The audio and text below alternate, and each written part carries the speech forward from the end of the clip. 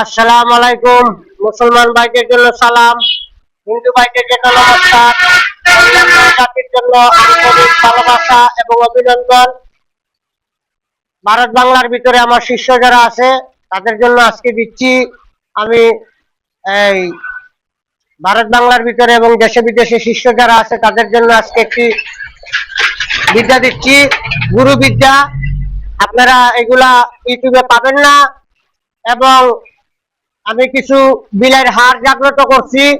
আমার শিষ্য যারা আমার বাড়িতে আসবে আমি তাদের জন্য একটি হার দান করব। এবং যারা দেশে বিদেশে আছেন তারা সবাই আমার জন্য দোয়া করবেন।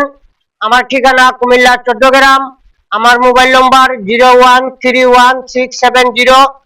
আজকে আমি একটা বিদ্যা দিয়ে দুইটা কাজ করতে পারবেন। কিভাবে করবেন সম্পূর্ণ নিয়ম আমি বলে দিব, উন্মুক্ত করে দিব। তাদের জন্য এজাজত থাকবে যারা আমার চ্যানেল লাইক, শেয়ার এবং কমেন্ট করবে এবং আমার কাছ থেকে ফোন দিয়ে অনুমতি নিবে, তারাই শুধু কাজ করলে কাজ হবে। দ্বিতীয়, যদি ফোন করে জেনে না নেন তাহলে কাজ হবে না, কারণ এই মন্ত্রের ভিতরে একটি রহস্য থেকে যাবে, সেটা আমি বলবো না, কিন্তু মন্ত্র বলবো, নিয়ম বলবো, সবই বলবো। আপনারা একটা বিদ্যা দিয়ে দুইটা কাজ করতে পারবেন, বশীকরণ করতে পারবেন। এক নম্বর হলো আপনি যে কোনো খাদ্য দ্রব্যের উপরে আপনি এই প্রয়োগটা করতে পারবেন। দ্বিতীয়ত আপনি পানির উপরে এই বিদ্যাটা অ্যাপ্লাই করতে পারবেন। খাদ্যের উপরে যেটা অ্যাপ্লাই করবেন এটা আপনি ইনশাআল্লাহ 3 থেকে 7 ঘন্টার ভিতরে রেজাল্ট পাবেন। আর যেটা পানির ভিতরে করবেন সেটা 7 দিন থেকে 11 দিনের ভিতরে আপনি রেজাল্ট পাবেন।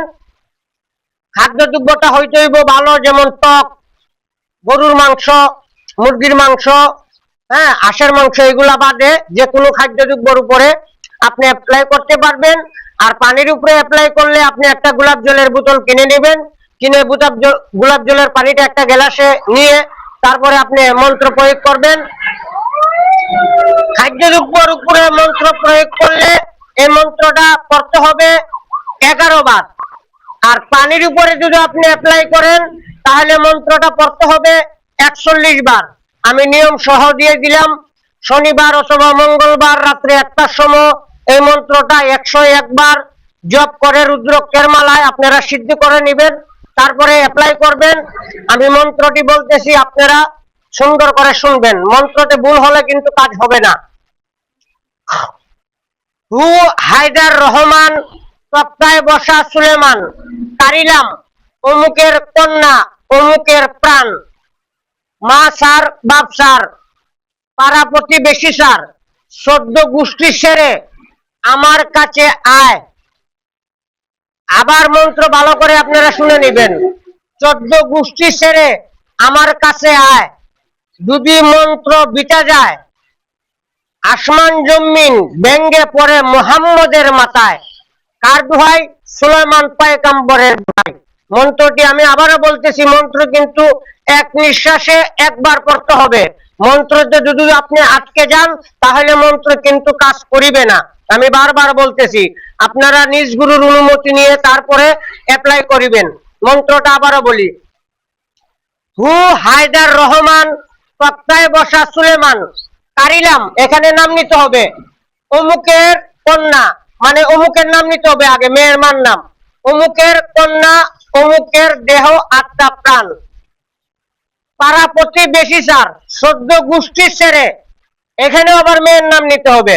14 গোষ্ঠী সেরে অমুকের ছেলের কাছে আয়, দুদু না আসিবি আসমান জমিন ভেঙ্গে পড়ুক মুহাম্মদের মাথায়। কার দোহাই? সুলাইমান পয়গম্বরের দোহাই।